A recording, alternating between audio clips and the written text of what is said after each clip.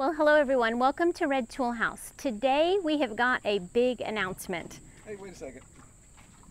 Oh my gosh. What are you doing? Is there a chance you've been in my t-shirt drawer looking for garden rags? No. It seems a bit drafty. This is appropriate for our big announcement. Go ahead, tell them the big announcement, Kel.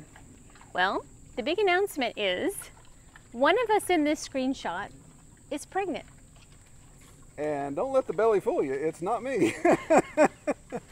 And if you guess me, you are not my friend. We have some pregnant gilts that we were not anticipating or expecting at this point. You know what? You need to change your shirt. That's much better. Thank you. I guess this is better. And they say thank you as well. We get more views if you put the shirt on. No. All right, so pregnant gilts, that's where we were, right? Yes. All right. Okay, so these two gilts that you see that are large Marge, both of them, we've known for a while that they are pregnant, and we've actually just been holding off discussing this on the channel. Honestly, it's just embarrassing because this was not our intent, of course, to get these, to have these pigs farrow this early in their life. So both of these gilts will be about 10 months old when they farrow. The expected farrowing date will be the end of September. So that's younger than what we want. Obviously, we don't want, we didn't want pigs farrowing that soon, nor do we want a fall farrowing. So the reason this is a bit of an issue is obviously there's multiple reasons. We've already talked about their age and the fact that we'd end up having a fall farrowing. But even as far as their diet goes, in some regimen, I would have rather scaled them back on their feed a little bit, but they were integrated in with our other group. So I had to manage that feed ration. But just watching their weight and confirmation, I even talked to David Crafton, whom we bought the pigs off of, asked his advice and what he thought, and he wasn't nearly as worried about it as I was. He said, you know, it's not really a big deal. We'll watch to see after farrowing, obviously look at their mothering instincts, see how they recover, see how they can nurse and still put on weight, or maintain weight at least, and then determine whether we're going to call at that point or not. So we'll obviously just track and see how this goes and see what kind of litters they produce and see how they do as mothers. So the real question, of course, is how did this happen? So, well, when a mama pig and a daddy pig love one another. Really? Leave that part out. So what happened is, if you guys saw the video where we were moving the boars to their new pasture, I kid you not, this is not made up. This is typical Red Tool House. I don't call it luck because I don't believe in luck. What would you call it? Red Tool House fashion. Red Tool House tomfoolery. So the day that we were going to move the boars was a Saturday. I come up here Friday to feed the pigs and do my normal chores, knowing that I'm pushing my luck as far as maturity goes with either the gilts or the boars. Wasn't sure who was going to mature first. So where we're standing right behind me was actually one of the scenes of the crime. So I come up here to feed and I see the one gilt, the big flop-eared gilt. She's just standing there, full standing heat, and one of the boars is doing what boars do. And I'm like, oh, okay. From what I can see, that's not just a dry run. Would that be a proper way to say that? He's actually, he's not in the bullpen warming up. He's out on the mound pitching, I guess we'll say. That pretty much sums it up. Yeah. And so within 10 minutes later, I look over, and behind the watering trough is the other gilt doing the same thing, but instead it's Little Red, it's Napoleon, who, I don't know if he got stilts or he's on a box or what he was doing, but he was, he's much smaller, but he was still able to deliver the package, if you know what I'm saying. So I thought, oh, great, here we go. So I, run over here, of course, like a dad walking in on his teenagers. I'm like, get away, get away, stop, knock that off. You're going to hell. Oh my goodness. Sicko. This video is not going away. No, it isn't. We need to start this again. We'll scales is coming off, Troy. No, so come over here to investigate just to make sure, yes, clear evidence that the boar has matured, the gilt has matured both times. So, you know, what do you do at that point? So I'm like, do I scramble and try to separate them? No, the deed is done. So it's like, well, we'll just... Deed. The dirty deed is done, yes. And it was dirt cheap, too. So we'll stick to the plan, and we'll just move them. So that's what video you saw. You saw us move the boars. We obviously did not disclose that that we had a mating pair, 2 mating pairs at that point. So it is what it is. You know, again, I hate to say that it didn't take point. Yes, we were very hopeful that maybe it didn't take. Again, there was a lot of seed purchase laying around on the ground, so I thought maybe, well, he's young, maybe he doesn't know how to throw a strike. Well, maybe it doesn't happen every time. Yeah, so, exactly. you know. Yeah, who knows? Who knows? Yeah, No, of course, here at Red 12. Exactly. Okay, never mind. Just we are stop. very virile here at Red 12.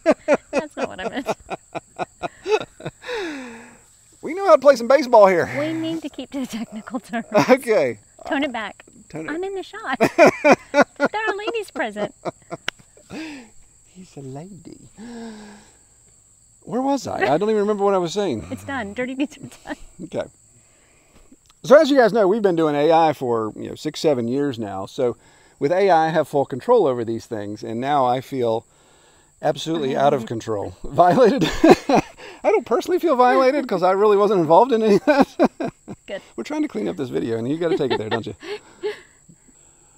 So fortunately, being able to see that, because the next worst thing would have been not seeing that and not even knowing that they, of course, were doing the deed. So the keeping those 2 gilts back, obviously, those are the ones we separated. They were the largest gilts. They were, because they were bigger, more mature, it kind of makes sense that they maybe came into a maturity level faster. So it makes sense. I didn't see a heat cycle out of one of our red gilts until actually we were loading her. So it's one of those things where they, just like any biological animal, doesn't necessarily come into a sexual maturity cycle at the same time.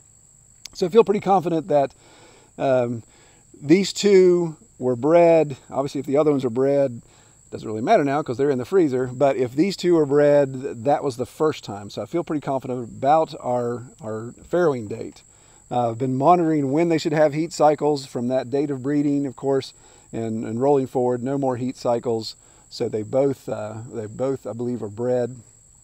Now, in full disclosure, yesterday, one gilt was trying to mount the other, kind of how they do when they're in heat, and the boars are even stirred up, which means somebody here on the farm's in heat. And it wasn't me, and it wasn't you. But I think Merida was coming into heat because we still have her on the farm. So we're just playing this by ear. I've got a farrowing date loosely at September 28th, I believe. So that's what we have on the calendar, and that means we've got to do what, Kelly? We have to prepare for farrowing. Yeah, it's time for the tail to wag the dog again, and we got to chase our tails, proverbial tails, and get ready for farrowing when we weren't expecting to farrow again till next spring. So here's what needs to happen. We've got just this last side that we needed to finish. We ran out of barnwood, of course, milling some more. Get this closed in, and you can see we've got 2 openings here. These would be doors that, for some reason, some dummy made them 5 feet 8 inches tall when I'm 6'2", so I always crack my head walking through this one. But 2 doors split the farrowing barn this way, vertically, and we'll put some stall walls on this side because I eventually want to do a sliding door here where the side-by-side is, because I don't want to completely eliminate this as an opportunity to put a piece of equipment in. But for the sake of farrowing in late September, just put some corral boards, horizontal corral boards in there so a pig can't escape that way. We'll put some smaller boards at the bottom, of course, to keep piglets from coming out. We're going to install our farrowing rub rails, hopefully. That's the plan. Make a small creep area. Now, the big issue, of course, with doing this is locking them in, having them in there for the amount of time we think is safe so that they don't go nest prior to farrowing and get away from us and we can't draw them in. When we lock them in that long, of course, then you get the poop, the pee, all that builds up, and it really kind of becomes an issue. With our experiences, if we lock them up a week or 2 in advance, then that can accumulate. So what we're going to do is we're going to make a holding area here in this spot where our trough is. So we've got this small yard area here that is beside the farrowing barn. Well, as you can see in this side yard, this is where they come out to defecate or urinate, and so it's an area they're familiar with. So the idea, of course, is just we'll make some temporary fence walls here, probably do solid walls or cattle panels, still kind of figuring that out, and bring it down along the edge here in front of my lovely bride, and then turn and, of course, incorporate the 2 doors. We'll have a gate where the trough is so I can access, get in there if I need to.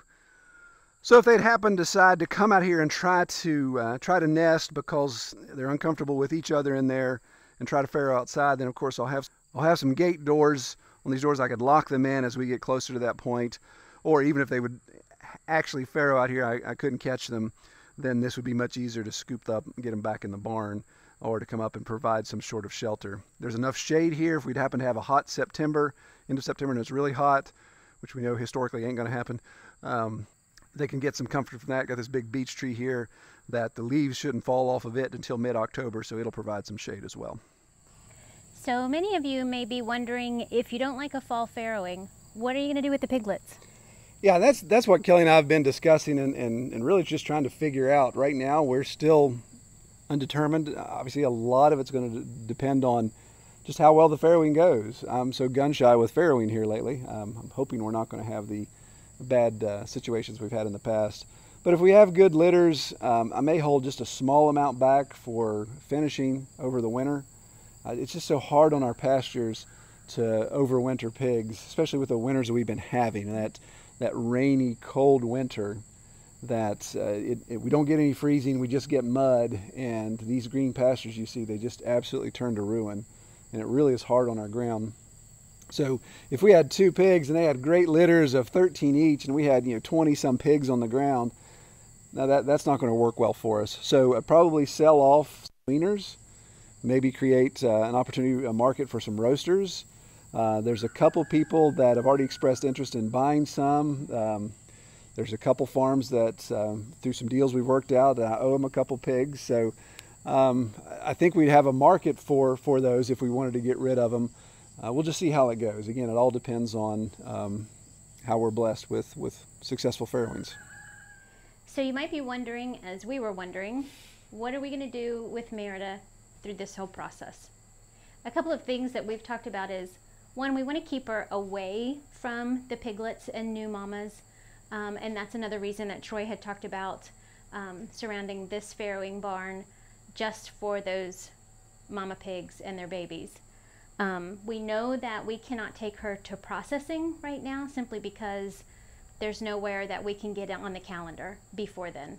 And we're definitely not prepared to process a 1,000-pound pig on the farm. There are several other pastures here on the farm that we can move her to. That's going to be a bit of a challenge because she is reluctant to leave this specific area. So that is our priority, is to move her to another pasture somewhere here on the farm. So there it is. The cat is out of the bag. Like I said, I kind of feel like a disgruntled father with 2 teenage daughters. You can only keep them in the house for so long before people start asking questions. Somebody done knocked up the teenagers. Well, appreciate all you all that watch and laugh at our expense. That's what we're here for. We're here for nonstop entertainment. Right, Kelly? Really? Laugh a minute. As we do our feeble attempt at farming and homesteading. It's better that than crying, right? It is. It is. Yeah, why cry? Got enough water as it is. So now that we've made the announcement, we will definitely keep you updated on their progress throughout the whole pregnancy. Absolutely, and I'm going to fire up the mill to get these boards, so we'll document that. We'll document the building. Probably going to try a Jordan Green style divider, and that may not be his divider that he came up with, but milling these panels that I can put in storage and use to channel the pigs around, and we'll probably use that to make up our corral walls here. So it won't be a permanent structure. It'll be something we can take back down. So we'll detail that as we go along and how that works out. And we'll definitely be posting some piggy videos. Lord willing, that's what we're hoping for. If we have piggy videos. All right, take care, everybody.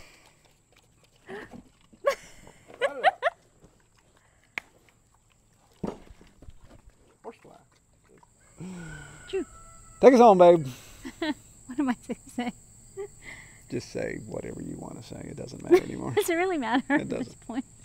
Nobody's watching now, so.